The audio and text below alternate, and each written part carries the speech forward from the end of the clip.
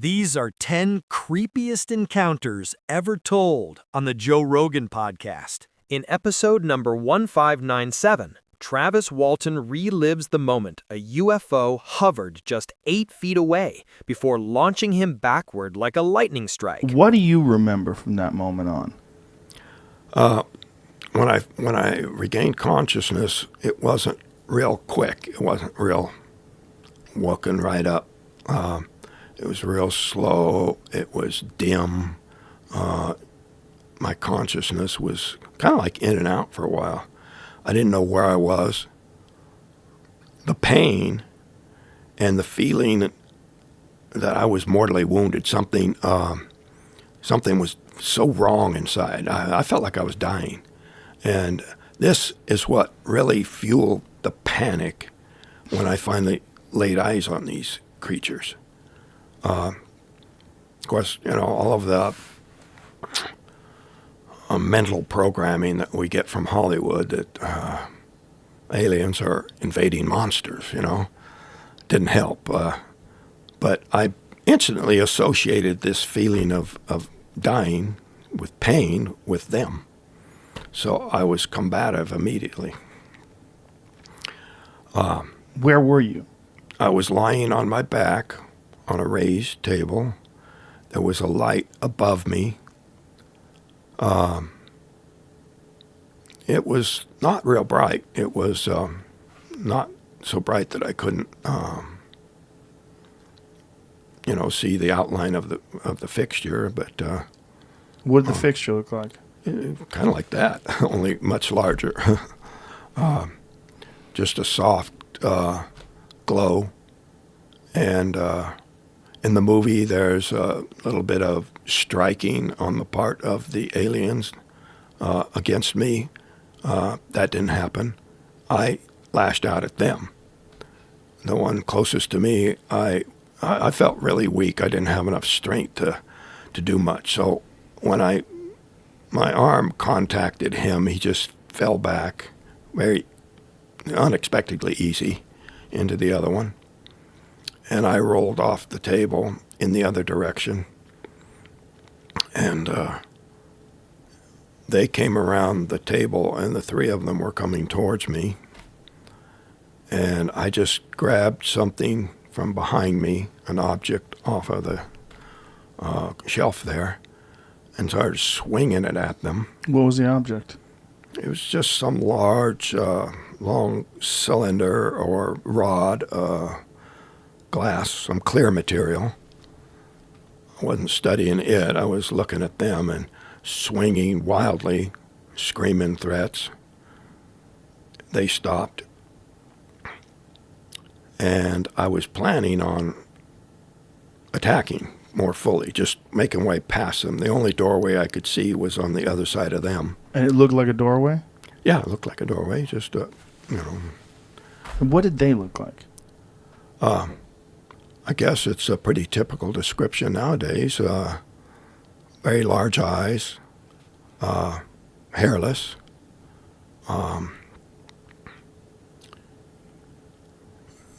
two eyes, nose, mouth.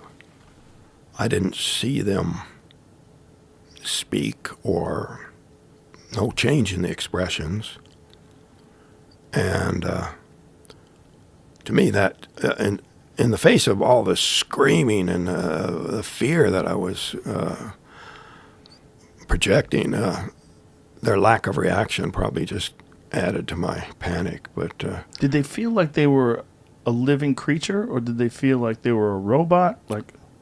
well, they were without expression, I'll say that. But, I've had 45 years to think about that. In more recent years, I think, well, maybe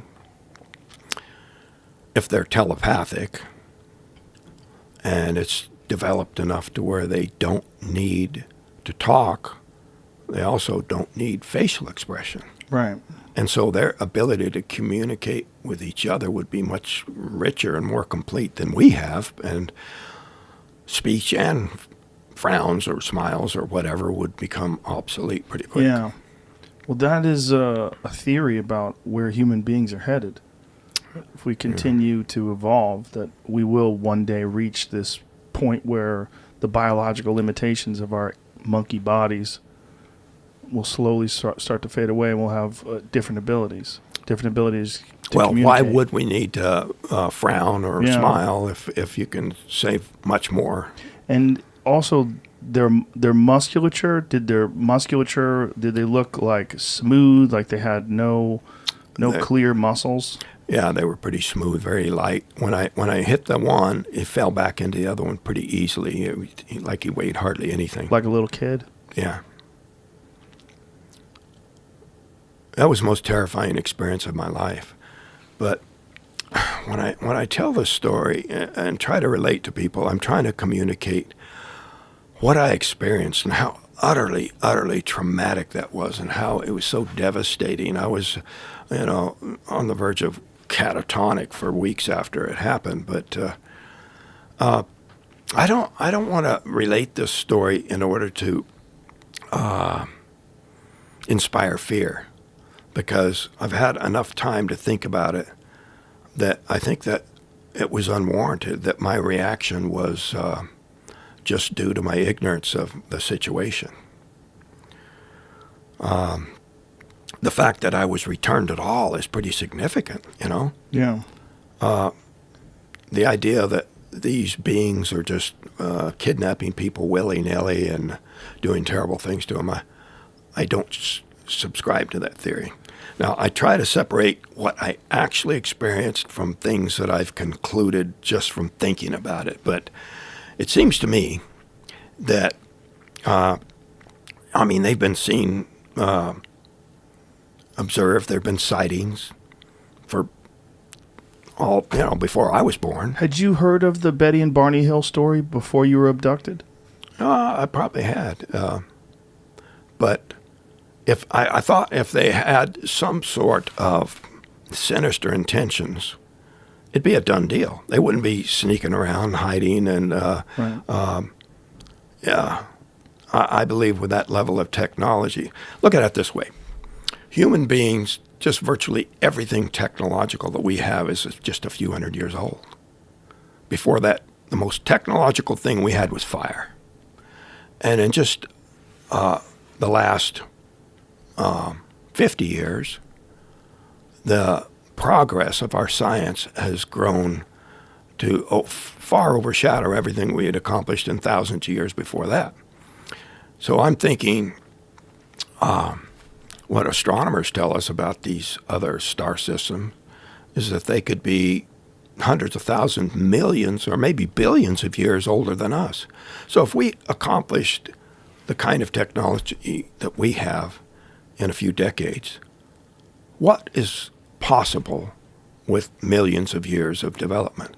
I mean, we couldn't begin to recognize what they're capable of. Right. So I think it's presumptuous for people to say, oh, they could never do that. It really is an interesting conundrum, because we know what we can do and we know where we came from. We have a very clear history of technology when it comes to humans. And we also know that there are planets surrounding stars all throughout our galaxy and all throughout the universe. But we're still skeptical. It's so funny. And Yeah, so it is. But for a guy like you who's actually encountered it, even though you saw it, it had to not seem real. Oh, yeah, you're questioning your sanity for sure. I mean, it was like I was practically catatonic for days afterwards. Let's take it back to the day that this happened. You're 22, you're logging, you're in the woods. Tell me what happened. Well, it's just, when you're done working hard physical labor, everybody's kind of jacked up, and there was a whole lot of chatter in the car. We're just talking away, it's starting to get dark. We just loaded up our equipment. We're headed out. And I looked up ahead, and I saw this kind of glow coming through the trees. First, I thought, no big deal. It was deer hunting season. Thought maybe there was some hunters camped up on the hill up there. Maybe light shining through a tent. It was still something really strange, kind of caught my eye. And one by one, the other guys in the crew started looking, but nobody said, "Oh my God, what's that?" or anything like that. It was just kind of an idle curiosity at first. But when we burst into the clearing where we could see the source of this glow, it was just, whoa, you know. I mean, it was just mind-blowing instantly.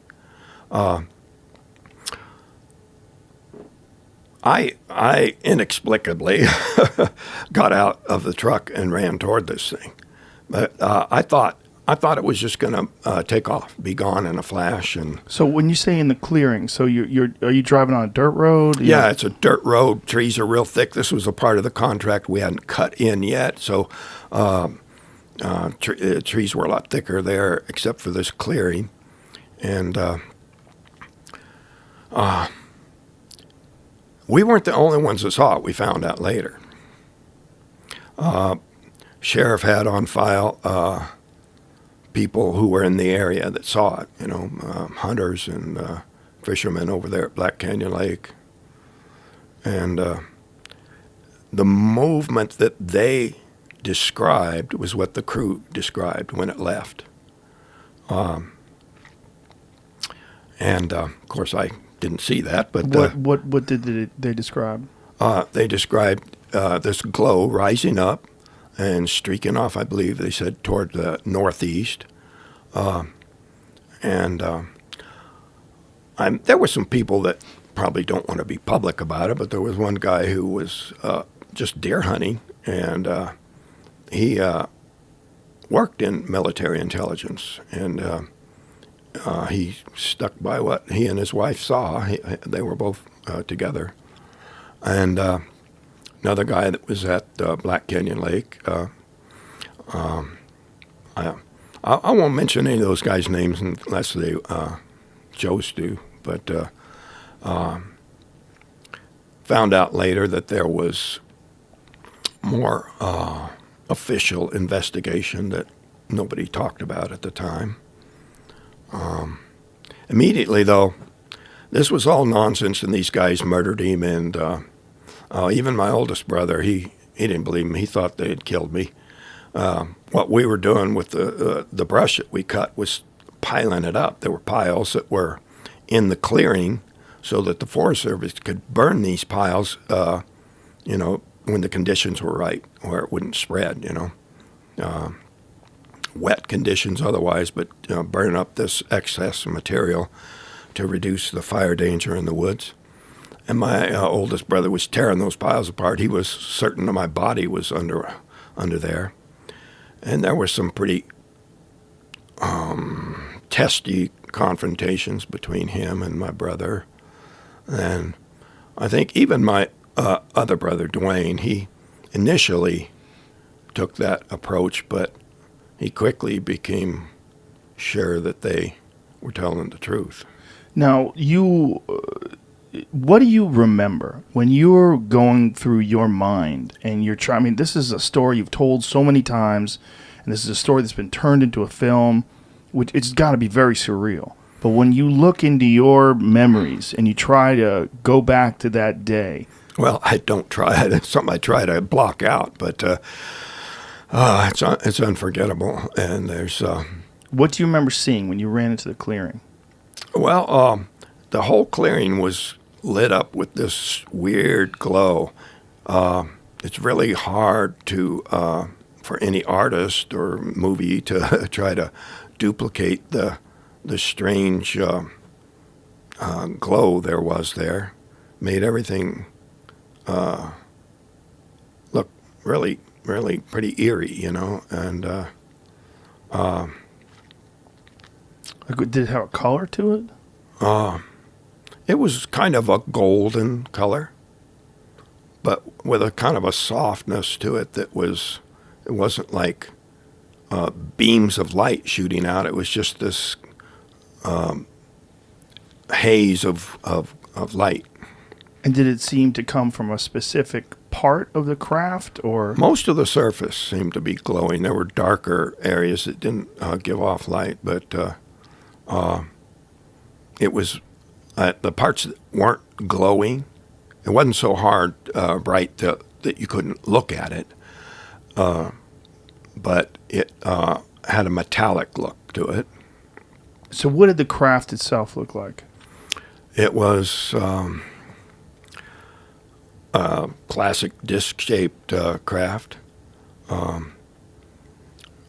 The years later, there was a report. I can never remember names, but this guy was saying that he worked at Area 51, and they had something in there. He worked with the Tester Model Corporation to create a model of what he was describing, and that's actually the closest of any of the other descriptions I've seen. But I don't think these things have just one type of craft. I think there's many, many different shapes. What makes you think that? Well, personal experience. I try not to emphasize these other incidents, but I've seen the glowing sphere. I've seen the giant black triangle.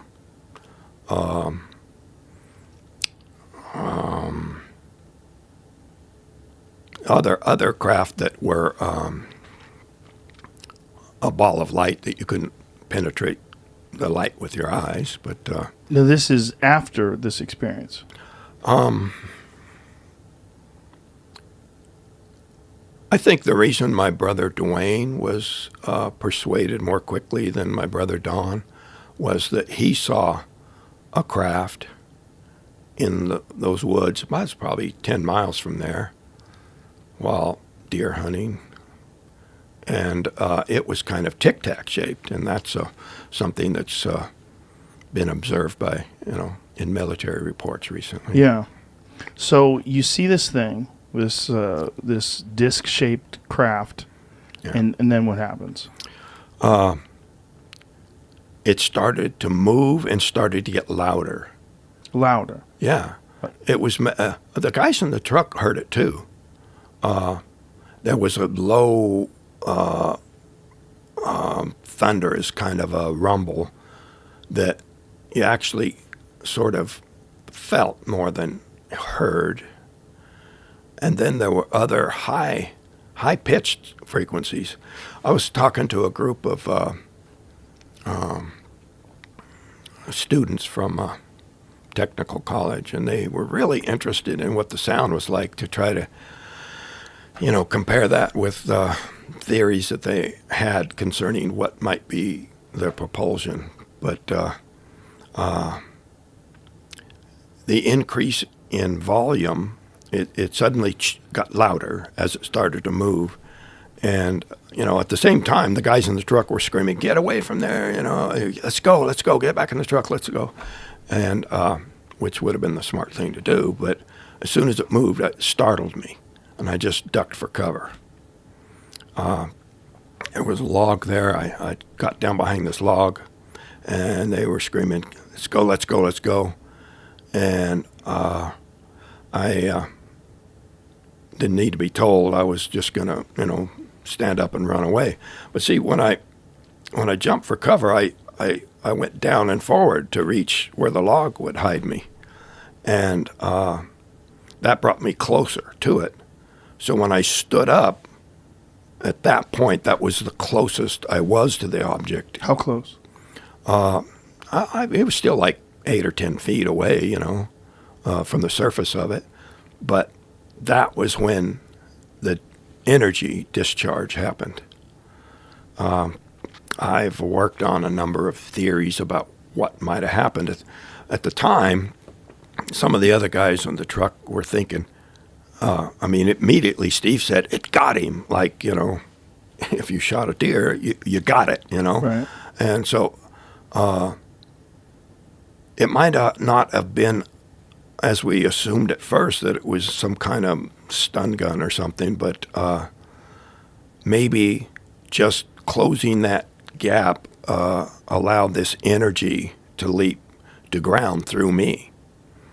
And Like static electricity or something? yeah, one thing that really weighs heavy in that direction is that when I found years later that they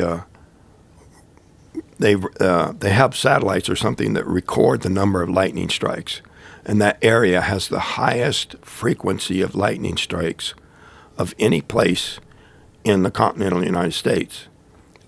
except for the Everglades. The Everglades has a bit more, but that's over water. So that adds to another theory. What were they doing there? You know? So that area that has a high level of lightning strikes, do you think it makes sense that they're observing that, or is that why they were there? Do you have any thoughts about that? Well, up until a few years ago, you know, you walk down the rim road, and if you see a tree that's been hit by lightning, you can always see it. It's a strip of bark that's just blasted out of there, and it's all bare, and it can actually still survive the lightning strike, but it turns the sap to steam instantly, and it just explodes out the side of the tree, blows the bark off. But I was at a conference where this lady was. I said, "What's this?" And she says, "That's fulgurite." I said, "What's that?" And she says, "That's when lightning strikes the earth. You've got millions of volts, millions of degrees that form these crystals that aren't formed geologically." So I kind of leaned towards this theory that perhaps they were looking for fulgurite, for a very unique kind of crystal that would be formed by that kind of blast of energy. I'd never heard of fulgurite before. Can you pull up an image of that, Jamie? I'd like to see what that looks like. I know tritonite is something that happens when they call it nuclear glass. It happens when there is either a nuclear explosion or when asteroid impacts hit the Earth. That's it right there. Well, these crystals are supposed to have very special properties for people who are into crystal stuff, but... what does that say there, Jamie? This is what happens. That's what can... Wow, that's wild. It's beautiful, isn't it? Yeah, it really is. That's pretty wild. So it might be that they were looking for that. Well, who knows? It may be something that they use for energy. What is that? That's really when lightning struck Santa created that thing? That's wild. That is wild. Look at that. It looks like a tree coming out of the sand. I'm guessing that was wet sand. Yeah. But yeah, well, it's right next to the beach. It must be wet. That is crazy. That's really wild, man. In JRE number 1518, David Cho reveals a terrifying hitchhiking story when a friendly ride turned into the creepiest night of his life. Like, you might find this hard to believe, but I never talked growing up. I was the kid in the corner, and like girls would form groups and talk about which guy they want to fuck, and I wouldn't even be. They're like, Dave's sitting right there, and they're like, yeah, he's not even on the fucking roster. And I'm like, so I go, wait, is this racist? Yeah, but what has it? How can I turn this around? What it did for me, the Asian superpower is, if you're not seen and you're not heard and we're seen as non-threatening, I can go anywhere.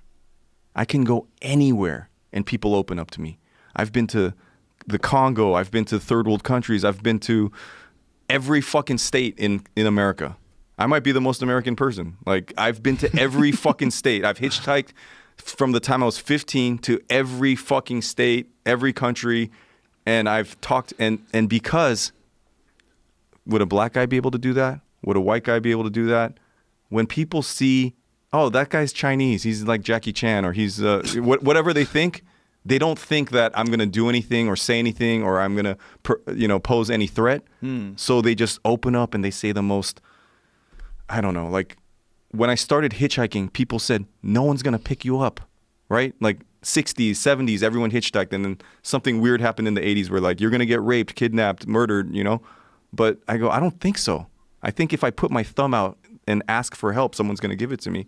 And with that, I got to see the world for free. I got to go everywhere. And much like what happened was I would sit shotgun and I'm getting these free rides, and two things would happen. Either the driver has a long drive and they want someone to talk to, or they want me to talk to them. And something would happen. And like, I'm in the car right now with a complete stranger. Anything could happen. And the first hour is always small talk. How long you been on the road? What you do? It's all that kind of stuff.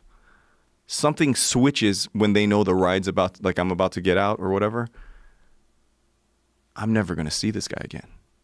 I'm never going to see this guy again. So now we've been talking about news, sports, and weather for an hour. Last 10 minutes, I fucked my sister when I was 12. Whoa. Everything comes out. So I've heard, think about how many rides. I've hitchhiked. How old was he? He was 12. How old was his sister? I don't know. It was 8. I mean, everything. Drugs, incest. You know, I killed somebody. Like murder. A guy told you? Murder confessions. Really? I've heard the most insane. Hold one at a time. Murder confession. I don't know if I should retell it here. You definitely should be. A guy confessed to me that he was thinking of raping me when I stayed at his house. Oh, Jesus. You Like- stayed at his house? You didn't just hitchhike, you hitch-housed? I was in the deep south. I was in the deep south. It was like I was trying to hitchhike from LA to New York City. I was with my friend Brian. Same thing. No one's going to pick up two fucking dudes. And John Wayne picks us up, cowboy guy. 10-gallon hat, you know. Damn, you boys look, you know, hot out there. Get in the car. And he's telling us about shrimp po' boys, and you know, he works on a offshore oil rig, and it's 2 weeks on, 2 weeks off, and it's just 2 weeks off right now. So he's like, "Where are you guys headed?" And we're like, "We're just trying to get to New York." New York? What you want to go there for? A bunch of queers out there. I don't know. We want to check it out. You guys want to stay at my house tonight? Like, this guy looks like grandpa. Just cowboy boots, cowboy hat, just big gut. Like, he's a dude. Right. Yeah, I'm young. I'm 17 or 18 at this time. We get to his house in this is what I'm talking about. Tiny town in Louisiana.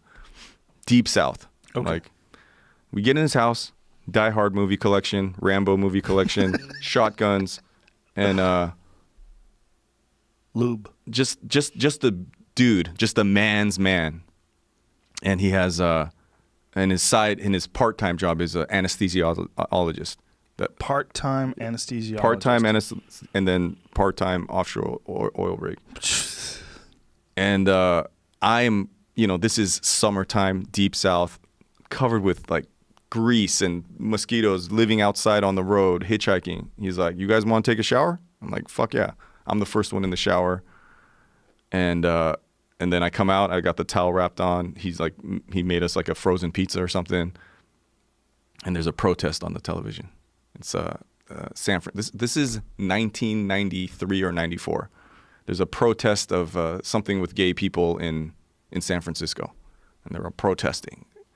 And he's watching it. He's like, I'm like, "What?" He's like, "I'm queer. You never see me out there protesting." And I'm like, "Oh shit!" And then my friend Brian, who's covered in grease and dirt, he hasn't showered yet. And I'm like, "Oh shit!" And I started getting my clothes on. And you know, it's one thing to be gay, and then it's one thing to be picked up by like a big gay guy with a cowboy hat who takes you to his house. So and here's the thing: I don't want to discourage people from hitchhiking. This is one weird incident that's happened in like 15 years of hitchhiking. So he's like, hey, Brian, it's your turn. Why don't you take a shower? No, I'm okay. I'm all right. You're filthy. Why don't you get in there and take a shower? He's like, no, I'm all right. I'm okay. And I go, oh, fuck.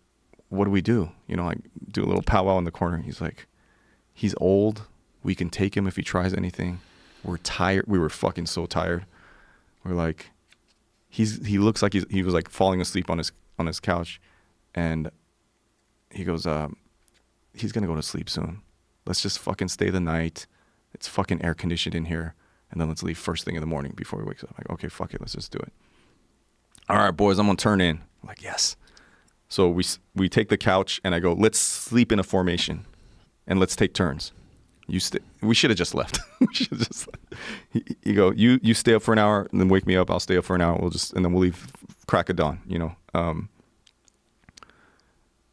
I had a pocket knife. So I slept like this. I took the knife and I put the thing like this, and I slept like that, and I stayed up for the first hour, and I see him walking around his room. The lights are on, and I'm like, this guy's not going to sleep. Midnight, 1 a.m. I'm like, what the fuck? Why won't this guy go to sleep? Putting his masks on. So I nudge Brian. I go, hey, It's your turn. I'm gonna fucking pass out. He's out cold. I'm like, fuck, dude. Fuck, man.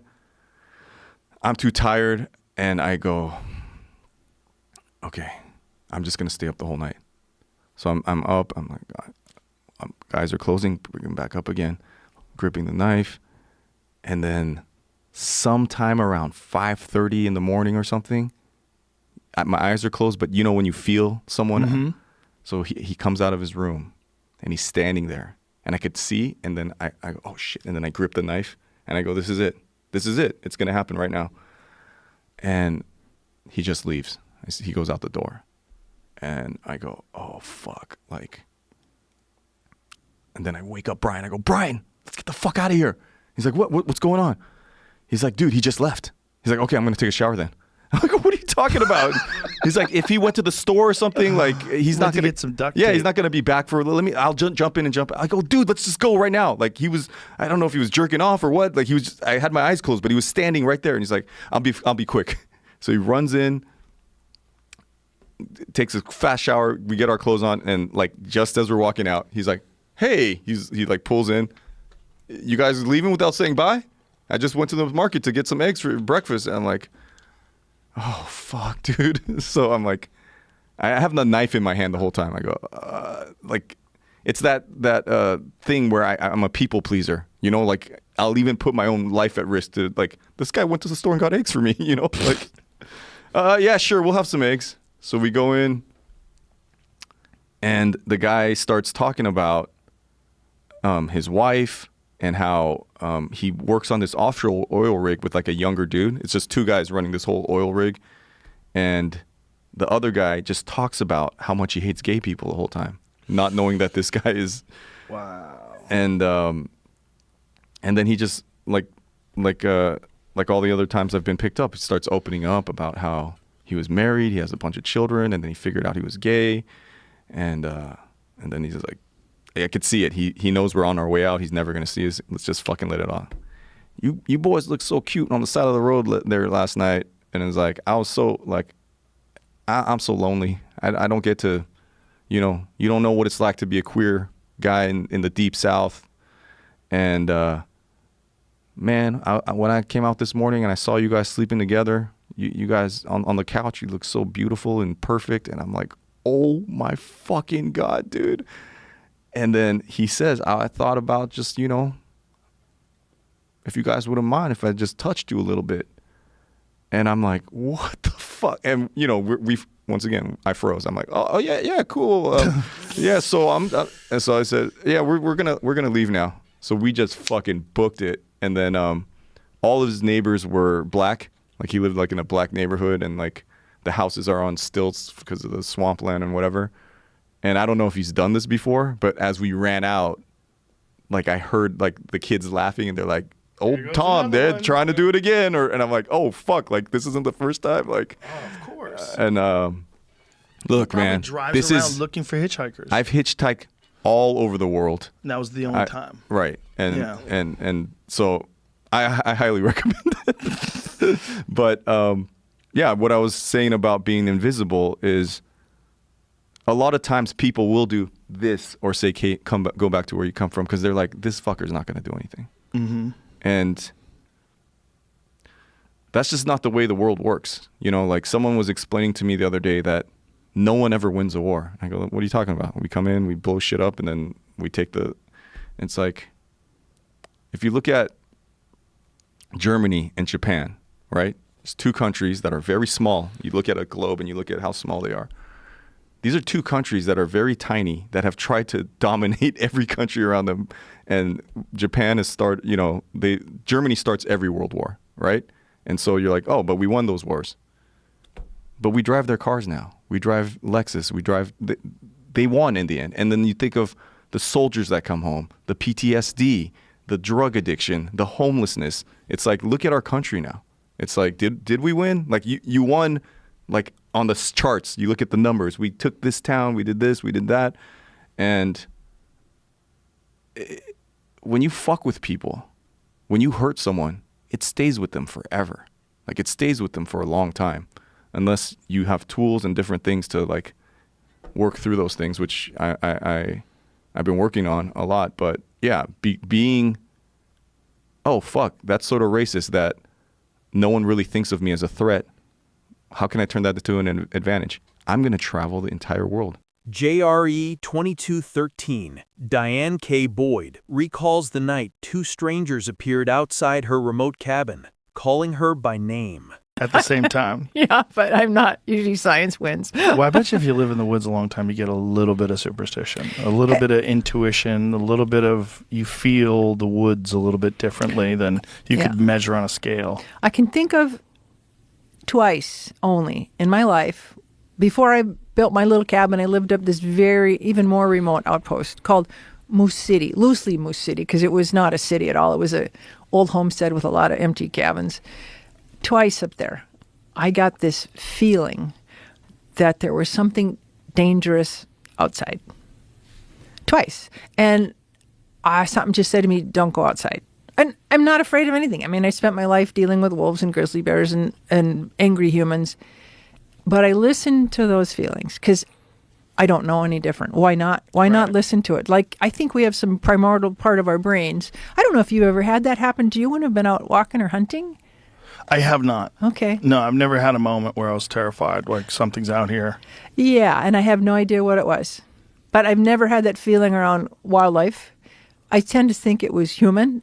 I don't know if we... Oh, you feel like there was a human out there? Yeah. I don't know if we can smell and not register in our forebrain what we detect. Maybe it's really primitive. I don't know. I'm just saying I had it happen twice. If you're not around any people and then all of a sudden you feel a person, I bet that kind of like any person that you run into in the woods is scary.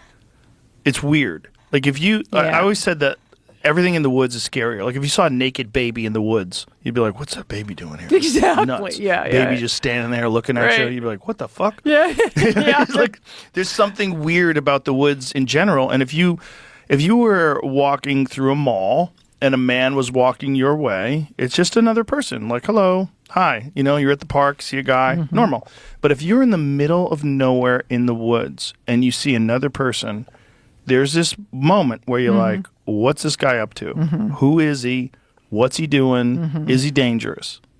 Yeah, and I think that's because we're all raised in an urban environment, more or less nowadays. And so having lots of people around is normal. But to have one person in a pretty remote area, we don't experience that very often anymore. But there's also no one is going to help you there. Like if you're at the mall, it's very difficult for someone to get away with attacking you. Right. If you're alone in the woods, there's this weird, like if you're some crazy serial killer guys out there, like and you know, you're backpacking, you're like, uh-oh. Like now I'm at the mercy of this person if they're crazy. I have a chapter in my book, early in the book, where I describe an event that I'm basically been a real private person all my life until this book came out. And once I wrote this book, I had to bring up stories that are very personal to me. And I had an event one night that was terrifying, probably the most terrifying thing that's ever happened in my life. It involved humans. So, yeah, I totally get that. People in places where they shouldn't be. Do you want to read it? Do you want me to spoil it? You want me to do the spoiler thing? Or? Well, we're talking about it. Okay, I'll just give you the elevator speech part of it. Okay. So I was in my cabin at night, and the dog started growling. I had very big dogs. I always have dogs. And I looked out my window, and it was winter, and it was cold, and I could see a couple of guys out there lurking around. And I was in the middle of nowhere. And then it kind of digressed from there. So I for the first and only time in my life, I pulled a gun on these guys. Really? Yeah, I was in danger. What were they doing out there? Well, they came to pay me a visit. They knew who you were? They called me by name, which was really freaky. So you think somebody in the woods walking around scary? Wait till you see somebody who you don't know who it is and they call you by your first name. That's freaky. And what did they want? I didn't find out because I pulled a gun on them. Wow. I drove them off. And it was terrifying to me it was not terrifying at the moment because I was absolutely focused, like predator focused, calm. But after they left, I started to shake and kind of after. Were they? Yeah. Yeah? To me. But with the way they were communicating with you? They were drunk. Oh. Yeah, it wasn't good. And so how did they know who you were? Do you know? Oh, it's a long story, but I was working up there. I was kind of a novelty, a young blonde woman. I was only about 25, living alone, studying wolves. And at the time, there were other people coming and going, studying wolves. But at that winter, I was alone. And I had been working, it's a long story. I was working behind the customs station right on the Canadian border, and they were hauling logs down out of Canada, bringing in the customs station. They would have to transfer the logs to an American truck, and then the Canadian trucks would go back. And I temporarily took a job as the knot bumper at the log deck landing, which means my job was to run a chainsaw, trim off the branches, trim the length of the log to exactly fit the log bed. Anyway, so I was around. So these loggers knew who I was, and I was, I was cordial enough. But it was two of those guys. Oh. Yeah. And I never told the story till I wrote this book. And I just thought, it's a part of me that's very personal. It's a part of me that I learned from. It's never happened again. And I had one old logger, old Bob. He saw me on the road the next day. I was pretty shook up. And he stopped. We chatted often.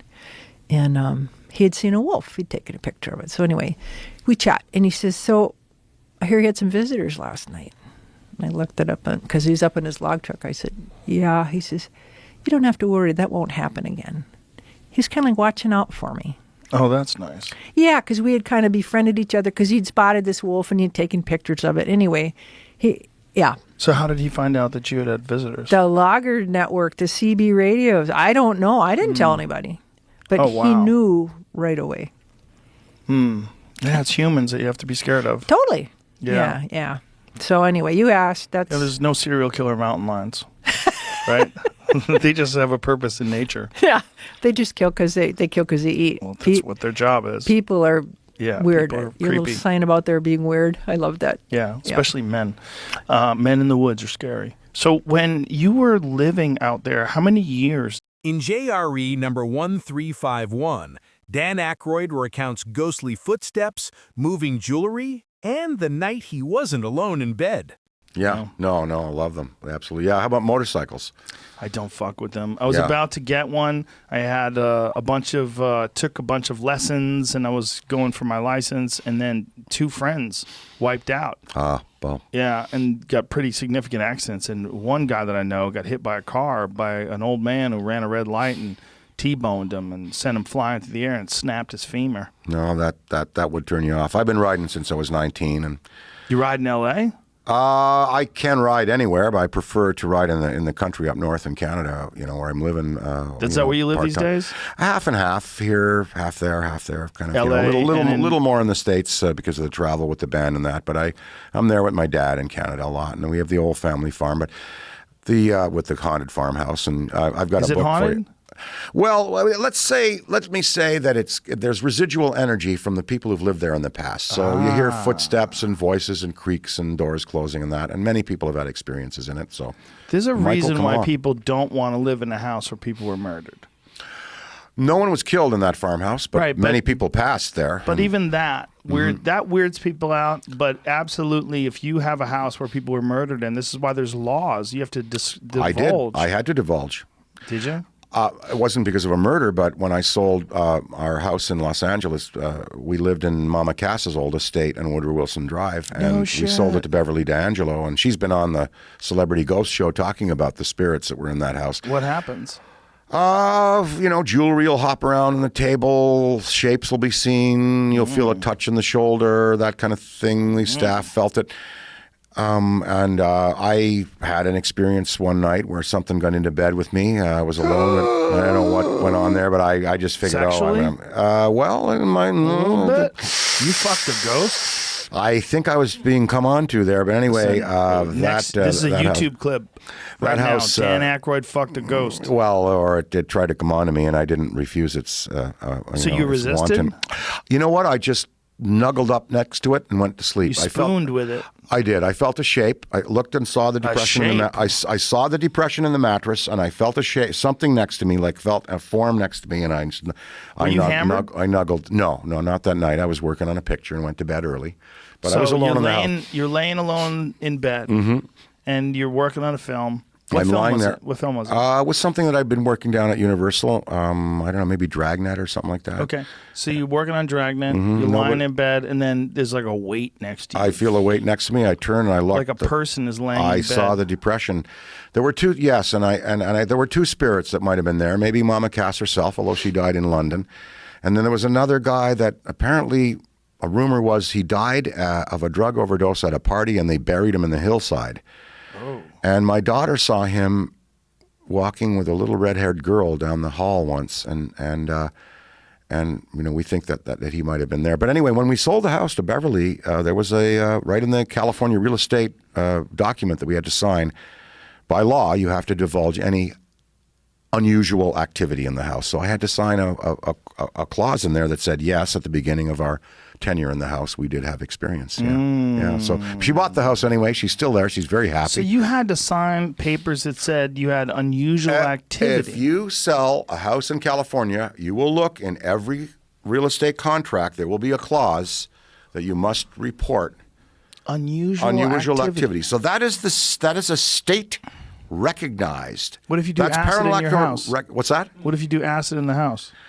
Well, I'm going to tell you about some unusual activity. Well, that's unusual activity that you're doing. That's not external.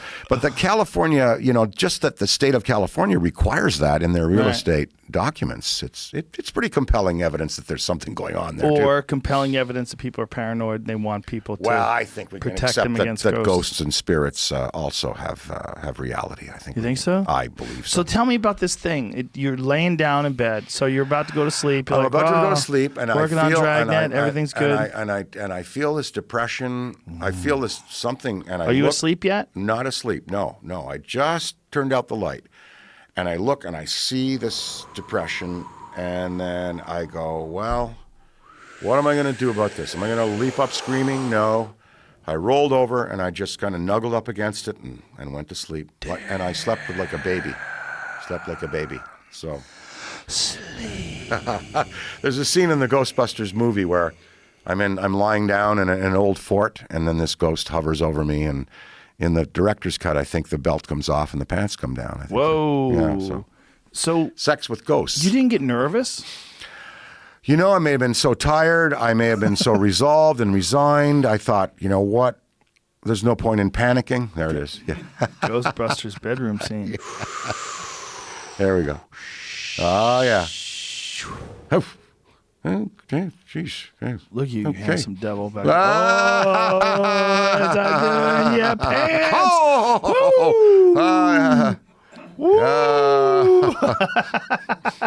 Yeah. There you have it. So that's you. You just accept it. Yes, that's right. I just accepted it. That's the way to go, man. I mean, why fight it? It's spiritual. It's true. It's true. So, did you smell it? No smell. Just the sense felt the weight. Felt the weight and saw the depression, and then when did you feel anything on your body? I did. You feel I felt a form. Yes, I did. Form. I felt a form next to me when I snuggled up next to it. You didn't push away? I did not. Did you push against? I actually kind of wanted to see what it felt like, if there was something there, and I did feel something there. Did it feel feminine or masculine? It felt masculine, hard. Oh, you were cuddling with a dude. Like a dead biker, maybe. I don't know. Maybe it was the guy who died in the hillside. I don't know. Could be. I just wanted friendship. They say male or female. They say in the old days, men used to just sleep together. They would just actually sleep. Like not well, like there's Ed Davis and Abraham Lincoln were partners, and they were law partners, and they slept in the same bed many times when they were on the road. Yeah. Well, it's probably cold as fuck back then, and it was hard to keep the room in that heated. part of the world. Yeah. Yeah, just have a couple blankets and you stay heated together. Yeah. Mm-hmm. So when you woke up in the morning, did you feel refreshed or violated? I had slept beautifully. I woke up and... Maybe better than ever? Pretty good, yeah. And I told some people about the experience, and there were people that worked in the house and that were there, and that that lived and that knew there was something going on, but they knew nothing quite vivid. You and a ghost had something happening after I told them, yeah. So they knew something was going on. Well, because they'd hear the Stairmaster going by itself. The exercise, the ghost exercise. It apparently, yeah, and a hand on the shoulder. Then the sighting my daughter had. Then, other little things like jewelry dancing on the table. We knew something was going on in that house. Yeah. Oh. So Yeah. you're 100% in on ghosts. I am. Episode number 2011 with Tony Woods. What starts as a normal cold weather exercise suddenly turns into a scene straight out of a Bigfoot show. On that show, I tell a joke about Bigfoot. I never saw Bigfoot, but when we were on training. You do these training where you go make maps and all this shit, and we heard him. You heard Bigfoot? Heard Bigfoot. I heard him. What does it sound like? I could still do that. He does that, but everything you see on them stupid TV shows, that happened. He threw a rock. All the animals started running, and the Marine, because he's the guy who knows where the markers are, but we didn't know where the markers were. He's the one who says, "Hey, we're out of perimeter. Have you guys ever heard of Bigfoot?" Blah blah blah blah blah. He tells us he was Native American, but he just said that, and Where were you guys? What state? Like Nova Scotia, Nova Scotia. where they do cold weather training. Yeah, and you have to make your own maps. You sure they weren't fucking with you? I'm pretty sure. Who threw that rock? Somebody that was fucking with you? No. No? Why you fuck with the animals too? All the animals ran too. Remember Yeah. how you said they know how to get away? All these fuckers just did a little mass exodus, and it's a old. I'm very skeptical of Bigfoot. I've never seen him, but I never heard nothing like that either. So what if you had him? Did it sound like? It just sounded. It was. What was it similar to? You ever hear Luther Vandross sing live? Like when you hear him on a record, it's one thing, but when you hear him live, he's ooh, like that. He didn't sound like that, but it was the same Power. like hair on the back of your neck, kind of. Really? What the fuck? Well, bears do that sometimes. Bears, especially when what time of the year was it? It was winter. Because you listen to the wind. It's like it sounds like a train coming. You have to determine where the wind is coming from and get on a tree or something, because a lot of the icicles are coming like darts. Oh wow! Yeah. Jesus. And that night we were joking. I was joking around about it and everything. And one of the officers says, this is a facility, and we don't. I heard you're a comedian. We don't make. Basically, you can't go on stage and go, "Hey, guess where I was at?" So I was just in the joke. I'm just camping, and we. Oh, I see. Yeah, but there's nobody's in the military. But and in the joke, I actually do see Bigfoot. It's a funny bit. So tell me, how did it happen? What was going on? What were the circumstances? We were Lay it out for me. Okay, you have you get, because it's cold and it's raining, and so we're like in a little circle. And it's kind of raining, kind of sleeting, and we're talking about, we're gonna do this and do that, because we're comparing shit, and everybody's fucking up. We found our third marker first, and it's supposed to be like a 2 or 3 day thing, right? And the good teams, like, you do it in the classroom for a couple of days, and then a team goes out, team come back, team goes out. And some of the guys who weren't as good as us in the classroom were coming right back in 2 days. They just spent one night and came back. Shit, man, we was on our third day, dog. What? And then our first marker was the third marker. But he couldn't help us. But then after we heard that, he's like, look, you guys fucked up. So because we're all... So how long did it take in total? We left right after that, dog. He told us he didn't want to be there the morning we wanted to be there. So yeah, it's a lot of fudging going on. Oh, okay. Yeah. So he said, yeah, good enough. It's good enough, yeah. So you guys were out there, and explain to me what happened and who was telling you that it's Bigfoot.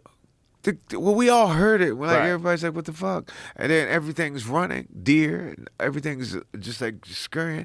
But we heard how you throw a stick through the branches? Uh-huh. You just throw it's just like a big something just flew through the trees.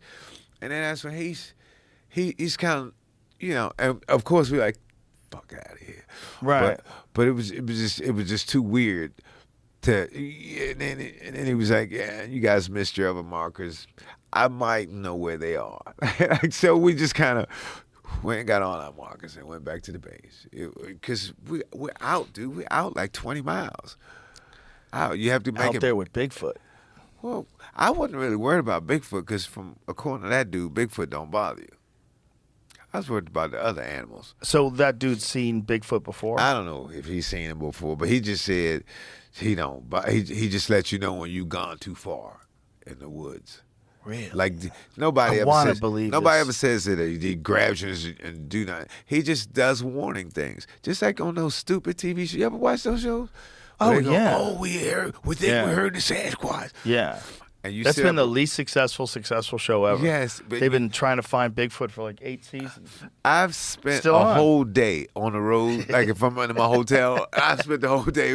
Oh shit, they about to get him. Oh shit. Like oh my god. me too. And then I'm like, it's 5 o'clock. They got me again. Yeah, you're like fuck, man. I Yeah. gotta go get something to eat.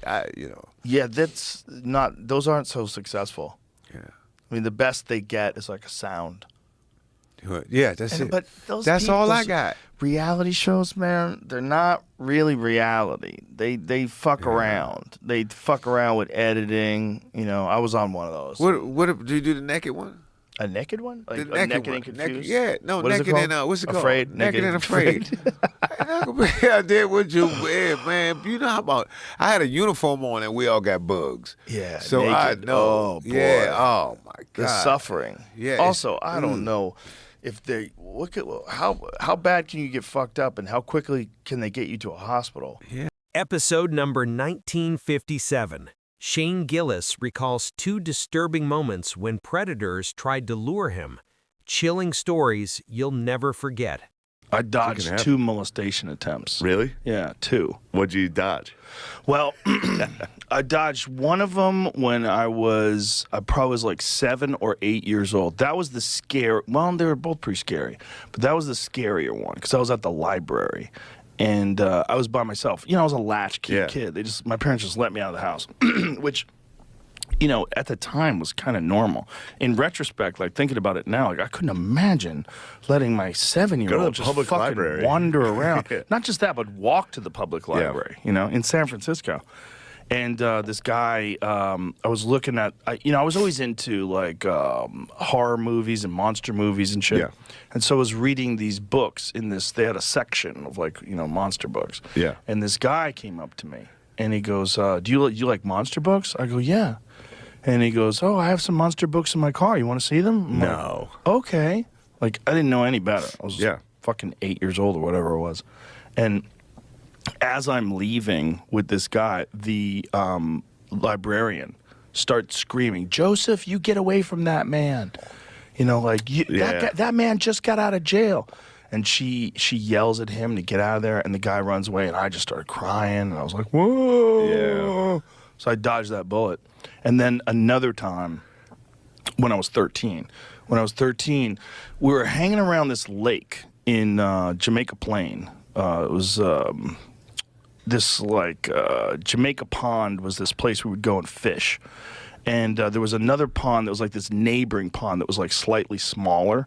And this guy was always like running around the lake. He was jogging. And me and my friend Josh would be hanging out. This guy would come over and talk to us.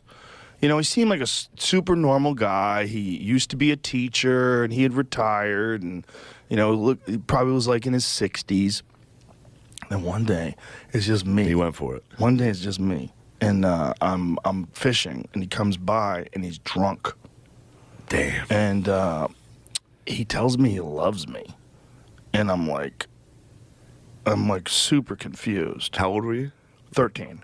Okay. And I had been talking to this guy on and off. I had seen him, you know, for months. Yeah. Like he'd come by, say Yeah, hi. yeah. It was always like casual, very good humored, very friendly, but he was like setting us up. And he comes by and then I realize after, he tells me he loves me, but there can be no love without sex. That's what he says. And I'm like, what? And I had a knife. So I remember like I It's just fucked up. grabbed my knife in my pocket and I had my hand on my knife and I was like, oh my God, I'm going to have to stab this guy. Damn. Yeah. I was like, this is going to, because there was no one around. There was no one around. It was Wow. just trees and You were 13, forest. you were I like, was I'm gonna have to 13. stab. Oh, I was going to cut this guy. I would have trusted the guy. I would have been like, yeah, you're right. You're smarter than Well, me. I'll see you later. I don't know what. It was dangerous. We had a guy go for us. Yeah. There was a guy that used to linger. Hilarious, dude. He was mentally challenged, but he would always hang out around my high school. and he would go to all the like basketball games. One day, we had like a tape recorder for the national anthem to play at the beginning of games. They would just hold a mic next to a tape recorder.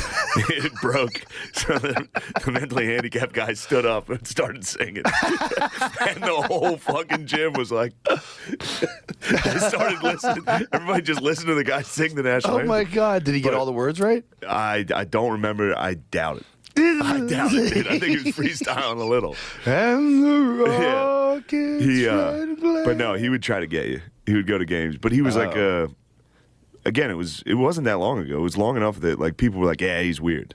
That old thing where like, there's a town pedophile, but he's a weird guy. Yeah. So he would like be like, you guys want to play football? And we were little kids at the high school football game playing like touch football, and he was like, you guys want to come out to my car? I have Nerf balls, and we were all like, no, dude, stop trying to fuck us. Like, we knew what he was doing. He was like, all right, see you guys. Did he get away with it with anybody? Probably. If you get the mentally handicapped guy tricks you into getting into his car, Nerf balls. I got Nerf balls out. That's of my how car. he gets you? And we were just fully like, Nobody dude, would ever like take your advice again. No. Like, bro, you got raped by that fucking idiot. that fucking guy got you. You got raped by an idiot, dude. Yeah, but just even in like 5th, 6th grade, we were like, no, dude, stop trying to rape us. Every neighborhood has a guy. Yeah.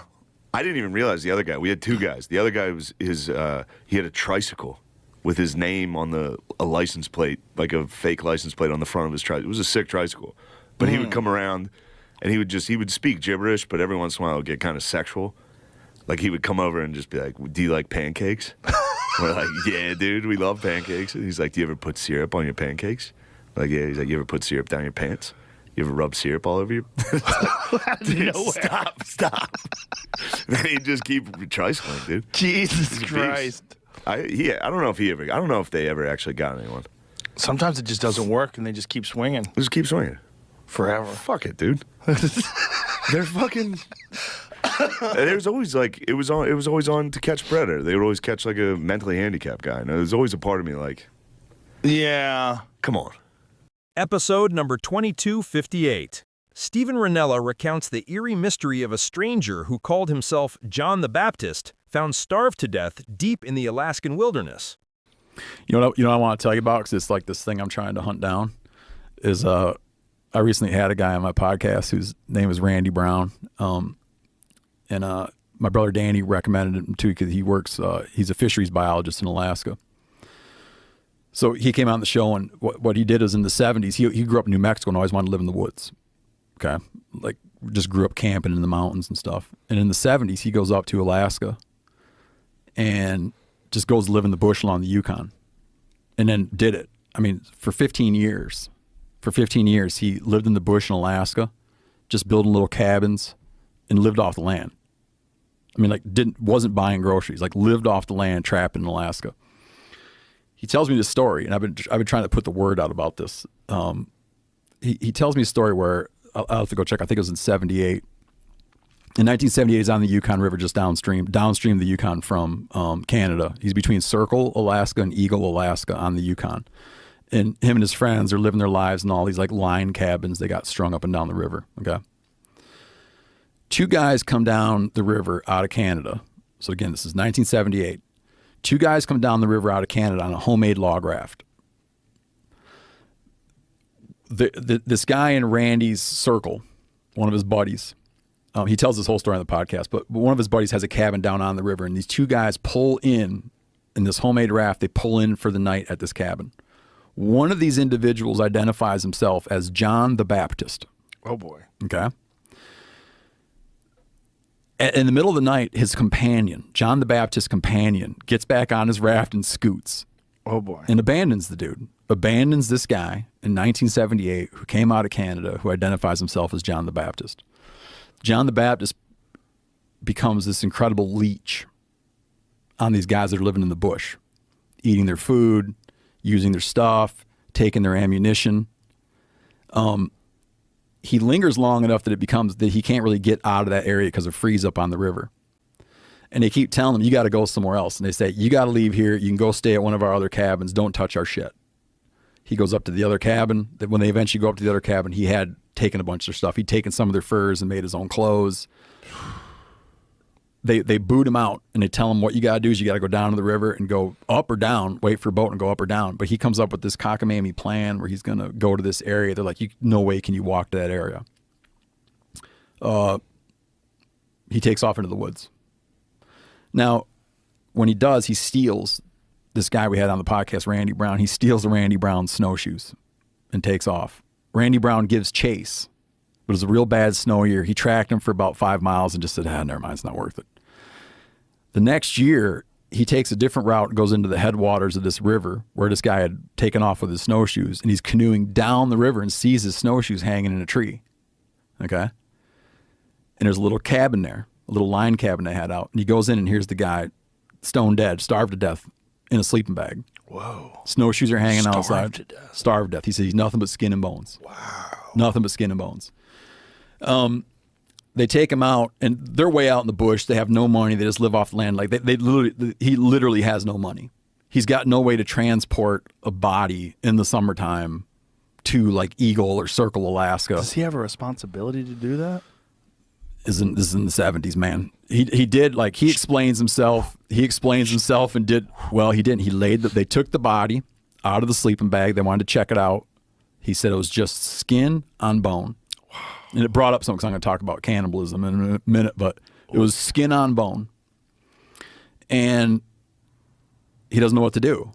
And he's not bashful about what he did. He lays out like why he had to do what he did. And they kept the sleeping bag to use it because it was their sleeping bag. And they laid this body out on the tundra. Told a few people, but didn't really know what to tell them. They never caught the guy's name. Told it to a few people. A while later, he goes back and the body was gone. Presumably been eaten by something. So after we do this interview, I can't stop thinking about this dude. And I'm like, how can it not be that someone out in the world, like someone that has a kid or a brother or an uncle, do you know what I mean? Yeah. And they never know what happened to him? Yeah. There's no, But he's from Canada. Yeah, and it's the 1970s. 70s, calling himself People John the just- Baptist. Yeah, they do. But I kind of felt like and I put it out on social media. We talk on the podcast. I'm bringing it up here. Like, dude, I would love to know that someone said, like, oh, I used to party with a dude named John the Baptist In Canada, right.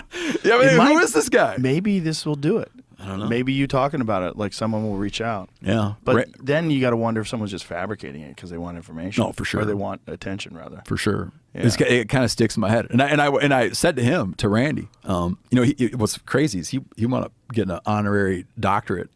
And like once him and his wife had kids, he became like a world's expert on whitefish species of the Yukon River and got like an honorary doctorate. Oh, wow. Yeah, he's like a leading authority on certain whitefish species in the Yukon. This dude lived in the bush like that all that time. Wow. But I told him, he says, man, I thought about it a lot. I thought, he goes, maybe you'll figure it out. I thought about it all the time for a while. What happened? I asked my brother Danny, I'm like, when I have this guy on the podcast, what should I ask him about? And he goes, ask him about the guy he found. So he gives me this book. And it's called Death in the Barren Grounds. Okay. And it was this, Randy used the term starved out, and you could tell that all the time he spent living in the bush, like starving to death is very much on his mind. Like him and his buddies even made a sort of pact, right? To like, hey man, like if it comes down to it, don't hesitate to eat my body. JRE number 1361, Navy Commander David Fravor describes the day his F-18 chased a tic-tac craft that moved in ways no human technology can explain. So what year was your incident? And you have a very, very famous incident that's corroborated by actual evidence, which is one of the rare ones. What year was it, and where did it take place? So it was 2004, November 14th. It's really, if you draw San Diego to Ensenada, Mexico, we're about 60 miles off the coast in between the two. We're doing workups, so when we get ready to deploy, this was for the 2005 deployment. We were going at sea for November and December of 2004. So we had been out, I had just taken over the squadron mid-October, so I'd been the CO for a month. So we go out and we're putting the battle group pieces together. So it's not just the air wing, but we're on the carrier. We've got the cruiser. We've got all the support ships out there, and we're going to integrate all the defenses and train as one unit. So the exercise that we're going to do is an air defense exercise where there's good guys, bad guys. They're all from internal, from the air wing. So the bad guys today are going to be the Marines, VMFA 232, the Red Devils. So they're going to launch, and they're going to go about 100 miles south of the ship, and we're the good guys, and we call it a 2v2, so it's 2 of us against 2 of them. And we're going to work with the USS Princeton, which is going to be the controller, and they're going to control the blue forces, and then the red guys are going to give us a presentation that, you know, they're going to try and intercept so we can stop them from getting up towards a carrier. So that's kind of the training set that we're all good. So the Marines take off first, and they start heading to the south. Now, we have no idea that for 2 weeks, the 2 weeks we've been at sea, they've been tracking these things coming out of the sky. And when I talked to the Princeton controller, he's like up to about a dozen of them. They would come down from above 80,000 feet. They'd drop down to about 20,000 feet. They'd hang out, and then they'd go straight back up after about 3 or 4 hours. Now, when you say they've been tracking them, who specifically? This is the USS. The Princeton was tracking them. They saw them on the Nimitz radar, and the E-2 could see them. So, because they're out there, you know, that radar's on all the time. And the Spy 1 system on an Aegis cruiser is, you know, the state-of-the-art is probably one of the most sophisticated systems in the world. So typically when something like this happens and there is some unexplained phenomenon, what do they do? In this case, that, you know, if we were in a threat environment, they would tell us. But we're off the coast of San Diego. It doesn't come to the air wing, so we have no idea that these things are out there at all. So they observe these things, and they never bothered telling any of you guys. That's correct. So they just knew that these things had been visiting this area, Yes. but they just allowed this training exercise to take place anyway. Yeah, talking to them, for the 2 weeks, they would show up, but it was when we weren't flying. So the typical carrier schedule is, you know, for us, it was about noon to midnight. It's a 12-hour day. There's reasons for that. It can go a lot longer. But for training, we just do the 12-hour day thing. And it's cyclic ops, so you got guys taking off and landing periodically. So we were on one of the first goes. You know, it's, you know, noon, 1 o'clock, somewhere around there, and we take off. The Marines take off first, and my buddy Cheeks, who's the CO of the Marine Squadron, he was leading the Red Air. When he launched off the carrier first, they called him up and said, "Hey, what do you got on board?" Well, the original legacy F-18s don't have as much gas as the Super Hornets. Super Hornet's about 30% bigger. So they start talking to him about fuel, and based on how long we're going to be airborne and everything else, they go, "Hey, why don't you just go ahead and proceed to your cap point?" Because we had just taken off. And that's when the controller had come up and said, "Hey," I forget our call sign. It's probably like dealer is usually what we went. So that'd be like dealer 11. This is Princeton Control. What do you got? You know, say your loadout.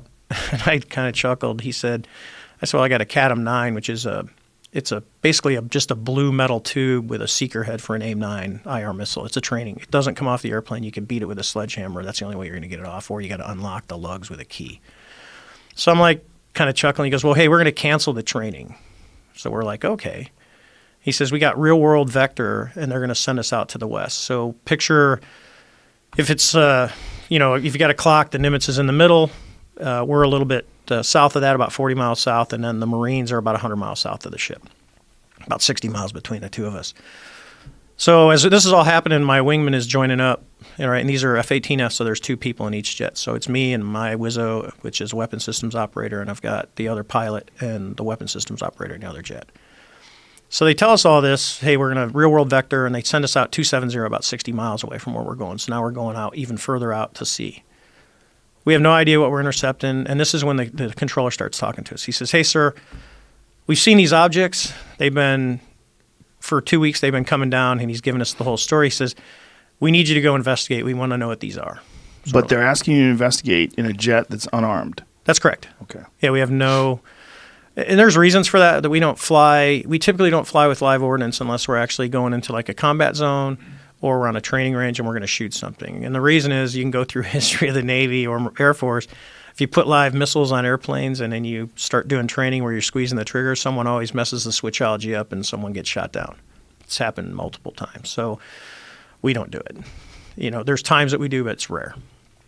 So we start flying out to the west. Now I want you to think, because the other pilot has when you talk to, it's out there, it was a female. When you talk to her, here's the kind of goes through the mindset of, hey, we're off the coast of Mexico, real world vector. We have no idea what we're going to look at. Probably drug runner, because you get the drug runners coming up the coast. So we're like, okay. So we drive out, and they're calling down ranges. So they're telling us, hey, it's 270 at 30 miles at 20,000 feet. And it's, and then you just count down the ranges, and we're talking back and forth the whole time. So they got to a point where they say, hey, merge plot, which means radars have resolution cells, range and azimuth of what the radar can actually see. Once you're inside that box, you can't tell the difference between me and the object I'm going at. We're just become one big blob. So they call merge plot, and so the other jet is on my left-hand side, and I'm going to go to a clock code to make it simple. So the object we're going to end up looking for is right in the middle of the clock, and we are at the 6 o'clock position, and my wingman is off to my left side, so she's further down with her Wizzo. So as we're looking around, we look to the right, and yesterday was a perfect example out here. The water is perfectly calm, no white caps. I mean, it's literally a perfect San Diego, California day. And we see whitewater, something like if you see a seamount, rock underwater when you're standing on the shore and the waves are breaking over it, and you're like, what is that? It's usually because there's a rock under the water. So it looks like that, but it's about the size of a 737. It actually kind of has a shape of like a cross, and it's pointing to the east. So you've got the long part going east-west, and you got a couple of things going north and south. So as we're looking at it, because that kind of draws our eyes, we're like, oh, that's kind of odd. We look down, and the Wizzo in the other airplane comes up and says, hey, skipper, do you? And that's about what he gets out of his mouth. And I'm kind of looking at the same thing. I go, dude, do you see that? What is that thing? And what we see is this white tic-tac looking object just above the surface of the water, pointing north-south, and it's going north-south, east-west. It's just radically moving forward, back, left, right at will. And it's moving around the disturbance, the whitewater that we see. How big is this thing? So, over time, it's about 40 feet long. And the way I estimate that is, I got a lot of time fighting other airplanes, so it's about the size of a Hornet fuselage. So that's why you say 40 feet. And this thing's just going left. So the first thing you see when you look down, you go, and this is with our eyes, it's not sensors, right? So we're looking down at this thing, and first thing you think is helicopter, right? Helicopters typically stay below 200 feet when we're out there, and they're just driving around. We're pretty far away from the ship for a helicopter for one of ours. So what is it? So the first thing you look for is rotor wash. If you've watched any TV show that starts kicking the water up, and you can see that it's really easy to see from the air. So we're like, no rotor wash. Matter of fact, don't see any rotors. Don't see any tail rotor. Don't see any, the main rotors. We're like, that's kind of weird. So as we're driving around, we're looking at this thing. We get to about the 9 o'clock position. How far away are you from this thing? I'm at 20,000 feet, and it's right down on the surface, right off our right side. So I'm probably maybe a couple miles lateral and 20,000 feet, and we're just watching it move around. And so it's very small in your eyes. Not overly small. An airplane down that low, it's 40 feet. You can see pretty well. It was pretty clear. So I'm like, okay. So I said, I'm gonna go check it out. And that's what we're trained to do. The other pilot says, hey, I'm gonna stay up here, and I'm like, that's perfect. So now we'll get some separation. We'll get it from different views, and the other airplane will kind of have a God's eye view of everything that's going on as I go down and check this thing out. So I start driving around, and it's still doing its forward, back, left, right. It's still pointing north-south. We get to about the 12 o'clock position. I'm just in a nice, easy descent. And a reason, because I've been asked, could you go more aggressive? You can, but when you're out over water, the water looks the same at 20,000 feet as it does at 2,000 feet. You don't, so you can easily put yourself in a non-recoverable position if you're not paying attention and you go into the water. So I got this nice, easy descent. I get to about 12 o'clock, and as I'm coming down, I could guess probably about 18,000 feet now, a couple thousand feet below the other airplane. The tic-tac just kind of rapidly goes boop and turns, so now it's kind of pointing east-west, and now it mirrors us. So it's above the surface, we're up high, we're coming down, it starts coming up. I'm like, well, this is getting interesting. So we kind of drive all the way around a circle, I'm descending, it's coming up, and I get over to about the 8 o'clock position on the clock, and it's over at about the 2 o'clock position. Well, the quickest way, as we know as kids, to get someone, you can keep going around the circle. Nothing's going to happen. You cut across the circle. So I'm about, probably 2,000 to 3,000 feet above it, and I just kind of drop my nose aggressively, and I cut across the circle, and it's coming this way. It's because I'm trying to fly to where it's going to be, because I want to join on it. I want to see how close I can get to it. Right. And as I'm pulling up, it's kind of starting to cross my nose, and it starts to accelerate, and within about less than a second, as I start to pull nose onto it and it crosses right in front of me, it just goes poof and it's gone. So I call the other airplane and I said, hey, do you guys see that thing? And they're like, sir, it's gone. We don't see it at all. So I'm like, okay, that's kind of weird. So we don't see it. We're looking. At the same time, I say, hey, let's turn around and let's go back to see what was in the water. was there something there? So we turn around. We're right there. We haven't gone anywhere. It's gone. Water's perfectly. There's no white water, nothing. It's just blue. We're like, okay. So we turn back around. Now we're heading back out towards the east. And I tell the controller, I said, I first said, I'm kind of weirded out. And I told my backseater that. And we start heading back, and the controller on the Princeton comes up and he says, sir, you're not going to believe this, but that thing is back at your cap point. That was our original point where we were going to hold 40 miles south of the ship. So this thing has went from wherever we were at to, about 60 miles in, maybe 30, 40 seconds. It's already over there. And and they didn't track it. It just appeared. It shows back up on their radar, and they go, it's here. So we're like, okay. So we fly back. We don't see it.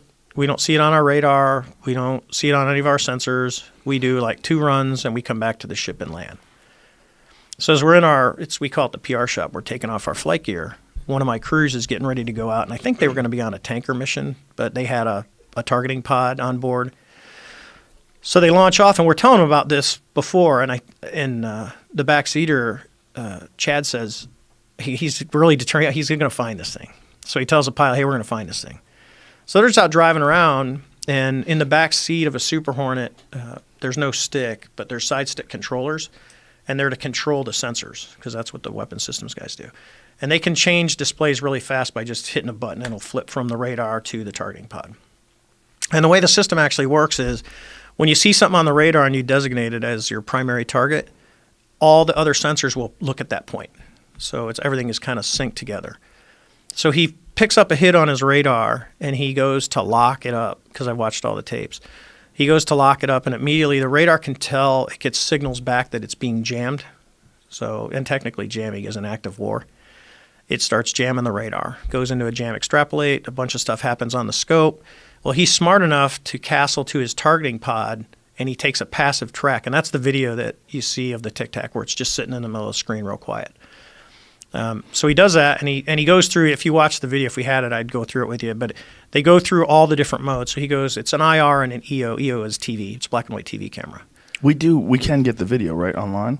Mm-hmm. Yeah, let's get the video, Jamie.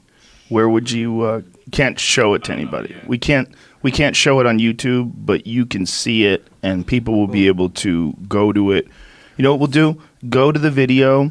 And we'll tell people when we're starting, and we'll tell people what the title of the video that you get to is, and they can sync it up themselves if they're watching it. It's publicly owned. Sorry. Yeah. It's publicly owned. It's, American government released Right. it. So it is actually something in the public domain. So you think we could play it on YouTube and not get pulled? Yeah. 100%. You think so, Jamie? It's a government. Those things, I would say, yes, we should be able to.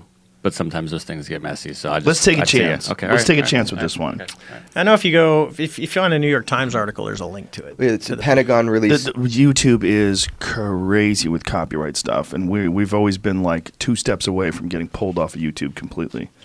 It's a real disaster. I understand from their perspective. There's a lot of legal issues they have to deal with, but I have it on a private server. I could maybe send Jamie. The issue, I believe, though, is the actual copyright of the video itself. Oh, it's a Pentagon released public domain. And the Pentagon's going to come after us. I don't think so. I don't think so either. Did you find it? Yeah, I want to find a good version of the video that doesn't have somebody Jeremy, else's do you copyright. know? Yeah, I've got an unwatermarked version. Let me just look it up and this send one it has to you. tons of Jeremy will watermarks get all it over to us. I have to figure out how to send it to you right here. Give me a second. Do you have AirDrop? Or could you AirDrop it? Yeah, but Do I you got have it on copy of a I got it on a page, a private page. I can send Jamie. Oh yeah, okay. Do you have Jamie's info? No. Yeah, Send it. I'll write it down. Okay, I'll figure it Or out. you can what send guys it to me, and I'll send it to him. Okay. That's pretty easy. Sorry to disrupt the momentum. No, you're good. But I think it's probably important to be able to have this the video itself, so you could just talk about it. And we're about to yank it up here. Okay, Jamie wrote it down for you. There you Thanks. Give me a second to get it up. Okay. And for people who don't know, Jeremy also produced Bob Lazar, Area 51 and Flying Saucers, and he was in here when we had Bob Lazar in, talk about Bob's experience, and Jesus, if that wasn't a game changer for me and for a lot of other people. This is a subject that it's so easy to mock. This is why I think it's so important that we talk to people like you, because like I said, just your average everyday UFO crackpot. They believe everything and anything. Had you ever had any UFO experiences before this? No, the irony, and I tell this story. My mother-in-law, she'll be listening. She literally, every time I would go home, she would ask me, "Hey, did you see a UFO? Did you see a UFO?" And I'd be like, "No." And when I first started dating my wife, she was a big like National Enquirer. She had all the supermarket tabloids, and I would always just feed her crap for it. So this happens, and I never say a word. So my friends all knew it was a great story over beers because they'd go, "Hey, what's the coolest thing you ever saw flying?" I go, "I chased a UFO." And they go, "Get out of here." I go, "No, seriously." And I tell them the story, and they're like, "Dude." I go, "Yeah." So I go home, and I got asked by Lou Elizondo to do the New York Times article, which, as like anything else, I always say no. Like, it took a bunch of times to get me on your show. Jeremy kept asking, and it was... Thank you, Jeremy. You got to thank my contractor's wife, Angel, who we were at a party drinking, and she goes, "You got to do Rogan." I go, "What?" She goes, "It's the biggest podcast on the planet." She goes, "You got to do it." And I go, "All right, I'm going to do it. Just for you, I'm going to do this show." So shout out to Angel. Yeah, from New Hampshire. So... So my mother-in-law, we're sitting there, and I know the New York Times article is going to come out, and so it was at Thanksgiving in when the article came out, 17. So it was Thanksgiving in 2017, and everyone had kind of left the house, so it's just my wife and my in-laws. A couple of us sitting in the kitchen, and I said, "Hey, I got to tell you guys this." They said, "What?" I said, "There's going to be this article comes out in the New York Times, and I'm in it." And they're like, "Yeah." I go, "Well, I chased a UFO." My mother-in-law's like, "Ha ha." She looks at my father-in-law. He's rolling his eyes, looking at me like, "Oh, are you serious?" And I go, "Yeah, oh, yeah." And she's like, "You never told us." I go, "I never really told anyone." I mean, my wife and kids knew the event happened, but they didn't have all the details because it's just one of those things I just didn't get into. Is it classified? No. Or was it at any point in time? No, there's a lot of rumors out there that it was classified and the ship got locked down. No, it wasn't. We were never, men in suits did not show up. No one told us not to talk about it. And this is because there's a lot of other people saying other things. And I said, look at it. Here's the context. So in the battle group, you've got the admiral, you got the captain of the ship, the captain of the Princeton, and then you've got the other COs. So in position-wise, I'm probably, as a CO of a squadron, in the top 20 out of 6,000. And no one came to talk to me. No one came to take my tapes. No one showed up in a suit. No one told me not to talk. No one talked to any of my air crew that were involved in this. There were 6 people total involved, the 2 that shot the video and the 4 of us that looked at it for 5 minutes with our eyes. No one, nothing. It just, and I can get into how, there's a report that George Knapp got released. I call it the unofficial official report. And I had met someone, and I'm like, "Hey, can you find anything out? I had this incident." And normally you tell people this, they look at you like, "Dude, what are you smoking?" And I'm like, no, I'm good. I'm tested. And they go, and they said, "Well, let me see what I can do." And I had got a call. I was doing some aerospace work, and I had gotten a call on my cell phone from a guy. And he said, "Hey, I want to investigate your incident." And I go, "Okay." So he did. He investigated the incident, and it was very, very thorough. I mean, if you've read it's about 10 pages long. And he tracked down everybody. He tracked down all the people that were the air crew that were involved. He tracked down the admiral. It was a pretty thorough report. And I didn't think anything of it, because the people worded it's out there, so they want to do FOIA, but it was never released in a FOIA request. I actually had the Navy call me. I'd been out of the Navy for like 6 years. And let's explain to people that means Freedom of Information Act. So I got called by a public affairs person from the Navy and said, "Hey, is this Commander Fravor?" And I said, "Yeah." And they said, "Hey, do you know of any documentation on your UFO incident off the Nimitz?" And I said, "Official."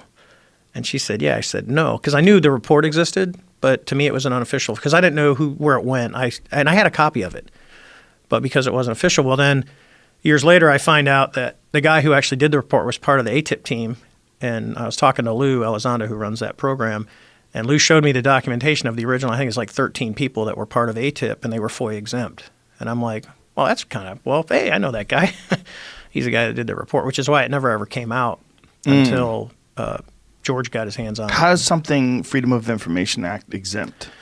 Obviously, DOD has the ability, because I'm not a conspiracy theory person at all. I mean, I'll just tell you that. And I think there's reasons that the government doesn't tell the public everything. and I don't speak for the government, but I think there's a good reason for that not everything needs to go out to the public, but most of it does. And what they do is they put a clause on, hey, for this program or whatever we're doing, which would have been an ATIP program, the work that they do and what they find it's not releasable through Freedom of Information Act. There's probably other avenues to get that. And then you go, well, what really is freedom of information? Because I got into this I was talking to someone who's a conspiracy theorist, and they said, well, so-and-so wrote, and they're not getting any information on your event. I said, so what are they going to do? They're going to call up, you're going to put in your request for freedom of information. You go, here's what I want. It goes to some poor guy at the Pentagon who's like, I have no idea what this is. And he searches around, he doesn't find anything. He looks at his bud, and I go, for you, I go, hey, Joe, you got anything on the Nimitz incident? And you go, nope. And I go, okay, well, I didn't find anything. I looked, I did my due diligence, but I'm not going to spend the next 6 months of my life doing your research project for you. Right. So and you get nothing, and then you assume the government's covering up when the government really isn't. They just, the guys doing the research doesn't know where it's at or doesn't have access to it. So. Makes sense. Jamie, we have the video? Okay. Here we go. Now, explain what are we seeing and why are we seeing it in this particular Okay, shade? so we'll just kind of go around. So if you look at the OPRs operate in the top left corner. NAR is narrow field of view, which is zoomed in. IR at the top middle, it means it's in infrared mode. So instead of seeing color, you're seeing temperature variations. Okay. And these things are extremely sensitive to in like tenths of degrees. They will tell you the difference due to color. So it'll go from black to white. So in this case, white is hot. So if you look down in the bottom left corner, it says WHT. That's white. That means white is hot. So the object that you're looking at is hotter than the sky around it. But what you also notice is there's no plumes. Now, if you're looking at an airplane, when you get closer, you'll actually see the exhaust coming out, and there will be a really glowing plume. That's important as we look at the video. And then most of the stuff on here you really don't need to know. What you can look at is the bottom right corner. It says 19,990 and a B. That's the altitude. And if you look up in the little words where it says HDG and then BALT, it's autopilot. So it's on altitude hold. It's just flying for that. So you can go ahead and play the video. And so those two bars next to the white object, that's a passive track. So what he's done is he's commanded the FLIR to track that. So what the system does is it uses, it's actually tracking, it can track pixels, and it's just basically block those hot pixels, those white pixels from the black ones. And then you're going to see now, pause it real quick. So up at the top, see it went to a white screen with the black object. This is a black and white TV mode. And if you look at the top, it says TV. So narrow in TV mode is actually, you can get closer than narrow in IR. It's literally narrow in IR is about medium in TV mode. So you can get closer with the TV mode. So as you look at it now, in this case, you would actually start to see stuff going on. And even in TV mode, because you get exhaust, the black exhaust that comes out, you'll usually be able to see kind of some of that coming out of the back, and you don't see anything. This thing's just sitting there. And if you look at the top where it says 3 right, that's the pod is looking 3 degrees right of the nose of the airplane, right? So he's just flying along. The bottom numbers, don't worry, those are time. So it's 41:56. So go ahead and hit play. And what he's doing is Chad's going through all the different modes because he's like, oh, I got it. And he's going to try and see the best video that he can get. Now, there's rumors that this video is like 10 minutes long. No, what you're looking at is the entire video. Now, notice where it says 99.9. So hit pause real quick. What that means is while he's got the targeting pod, because that's his primary sensor right now, the radar is still trying to look at this object and trying to range it, and the radar can't get ranging on it. So the object is doing something to say, I'm not giving you back, because it's just a Doppler radar, just like a police radar is a Doppler. It's trying to get a ranging on you, and it can't do it. So when it says 99.9, the radar cannot see this object right now. It's not allowing it to get ranging. And I think that's super important, Dave, the way he explained it to me. Active jamming compared to passive jamming. This is a technology that is actively jamming this system. Rather than something like stealth aircraft, which is the shape and the texture of the... Yeah, it's... Because everyone thinks stealth is invisible. It's not. It's a technology to basically make it harder for radars to see you. And that's the whole thing. If you look at airplanes that are nose on are harder to see than airplanes at the sides. Kind of like think of a barn door. If you're looking at the whole barn door, it's really easy to see. If I turn the barn door sideways where it's really thin, it's going to be a lot harder for you to see it. Got it. So that's the easiest, most basic way to look at this. So keep going. You can play again. And you can look, the airplane is still sitting at 20,000 feet. It's doing 250 knots. He's going to go through different modes and try and lock it. And it's just kind of sitting, and all of a sudden, as the video goes on, I think it's 1.5 minutes long. See, it's going to try and reacquire. It recenters the pod. So it's slowly drifting to the left. the Hornet is still going the same heading, just kind of hanging out, and they're just filming this thing. And then when they get close, it's going to zing off the left-hand side. When you see it on a full, because this, you think digital, you'd be able to get a 1-for-1 copy. Unlike, when you copy your album to a cassette, you lose a little quality. Well, you still do in digital world, and off it goes to the left, and that's pretty fast to leave that field of view. When we have big monitors that we look at these when they come back, so we're looking at the original tapes. So play the end of that again, please, Jamie. So when it's taking off, how fast? When it just sort of like leaves the field of view and takes off to the left, how fast is that going? I would say pretty fast. It's an estimate. If we had ranging, you could obviously do the triangle and go, hey, because we know how big the field of view is. But for something to leave the field of view that fast with the pod just staring is pretty fast. I mean, it's like out of here. Like nothing that we have? No, because we can't. I don't care what airplane is. So let's just use the F-22 Raptor. That's probably it's probably the best airplane in the world right now, performance-wise. It can't take off like that, especially if it's a hover. I mean, you're talking something that's just sitting in space in the wind, and then it just all of a sudden accelerates. Airplanes don't work that way. And it's not leaving any exhaust plume. No, notice there's none. And when Play you go it back again, to the Jamie, IR at the end. Even in the IR, you don't. Yeah, see, there's IR zoomed in, and there's no. You would see a plume if that was an airplane. It's creepy how it takes off. Yeah. With active jamming, it's intelligently controlled. There's no rotors, there's no plumes, there's no exhaust, there's no tail fin, there's no tail number. This thing goes from a standstill, takes off. It's a propulsion system we don't have in our inventory, and no other nation does. That's how it's understood by the government. Now that's say if the fastest plane on Earth was trying to do that same maneuver, this system would be able to track it? It would stay with it until it got to the limits of the pod, as far as looking to the left. But right. And the radar would see it. I mean, when you get close enough, you're gonna, everything becomes visible because you get burned through with radar and how radars actually work. This one is, you tell me, but this was performance beyond. I mean, it's like when we saw it disappear when it flew in front of my nose. I'm talking something, I'm within a half mile of it, looking at it. And it gets in front of me and just disappears. So we'll just go to something that everyone knows is fast. Let's just say SR-71 that's doing Mach 3. The visibility is 50 miles.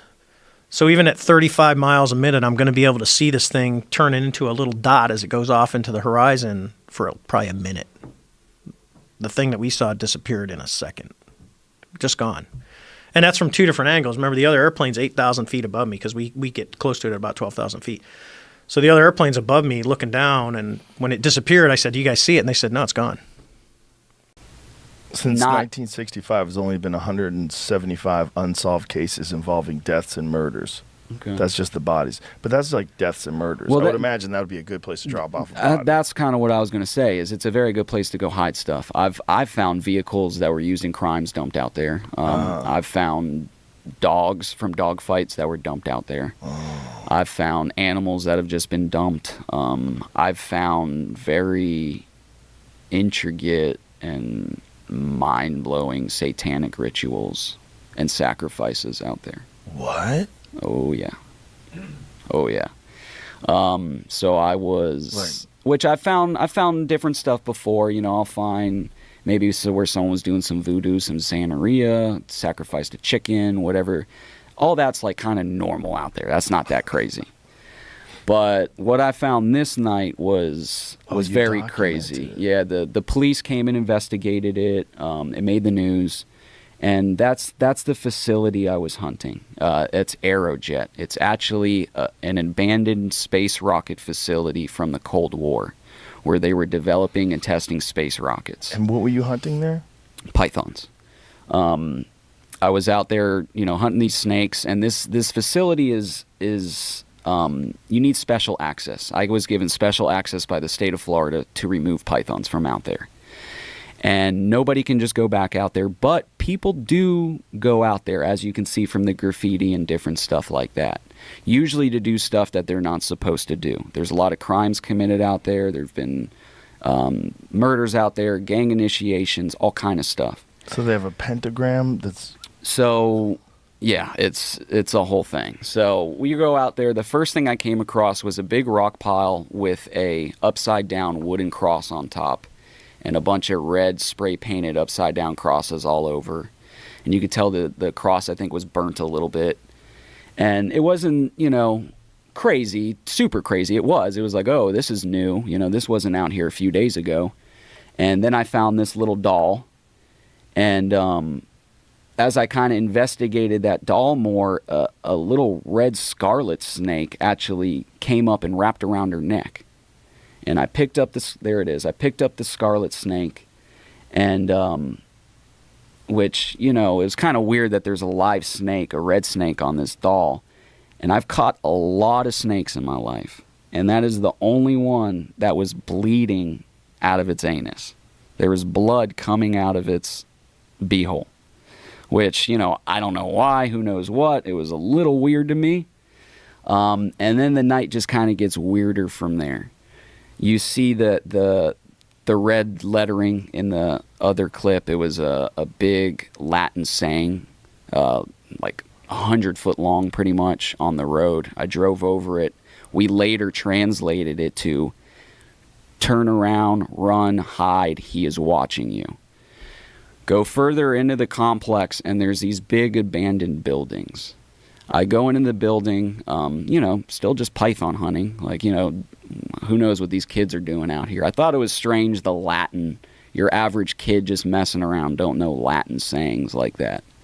And then I come to this big room where there's the big pentagram. In the middle of the pentagram, there is a three-legged plastic chair with a blood stain in the bottom of it where you could tell something was killed, sacrificed, whatever. On each wall, there's 3 walls. On each wall, there's upside-down crosses, Latin sayings, and all kinds of stuff. As I'm kind of walking into the room, which, I don't want to sound like a psycho or anything, but that doll from earlier grabbed my leg. I don't know if I kicked it, I didn't see it, or what, but that doll from the rock pile somewhere else, I don't know if it was another doll or what, I never seen that other doll. I kick it, it seemed like it grabbed me. It's that same doll from earlier. Same thing with the cross on its forehead, the one eye cocked over, the other eye messed up. And so, it's very, very weird to me. It kind of like scared me. So right next, it wasn't there, and then it was there. So I didn't notice it. I didn't notice it. You didn't carry it over there. No, I didn't touch it. So was anybody else with you? I had 2 guys with me that didn't even want to get out of the truck when they seen the first thing. They stayed in the truck. So the same doll that you saw on the rock pile somehow made its way to where you were? Yep. I don't know if it's a duplicate doll or what, but it's same. Was there more than one of those dolls? Only doll I seen. I'm not big on the whole supernatural thing, so I'm real doubtful of it in the first place.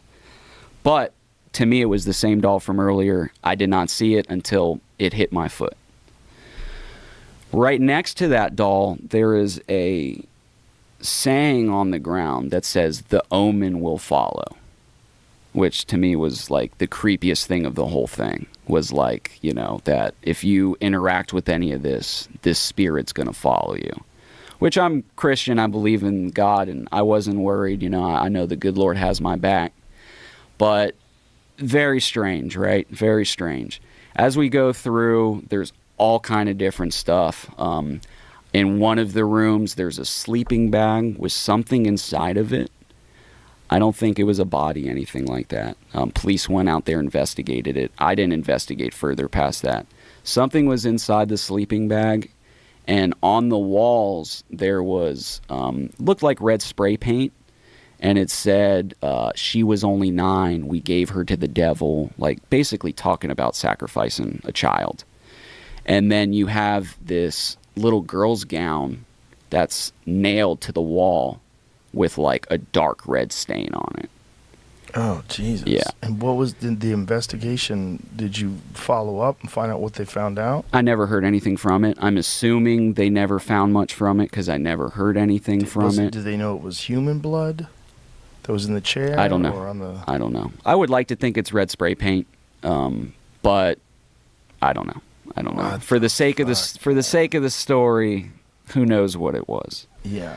So, we continue on with our hunt. We end up starting to get out of there. The guys are like, dude, we want to go. We don't like this shit. I'm like, all right, let's pack it up. Let's go. So we start making our way out, and I see flashlights. I mean, there's one road in, one road out. There's a gate at the end of it. You can't drive a vehicle in. And, I mean, we're miles out here.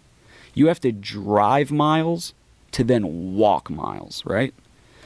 So I see this flashlight bouncing on the side of the road as I'm driving out. And I'm like, who the fuck is this? No, I've never seen anyone out here in my life, ever. Getting closer to him. I have my pistol in my truck. I put my pistol on my lap, just in case. As I'm getting closer, about to kind of pass the guy's like, Mike. It's my name. I'm like, what the fuck? I'm definitely shooting this guy. Like, what the fuck, And he's like, I love your Instagram. I was like, oh,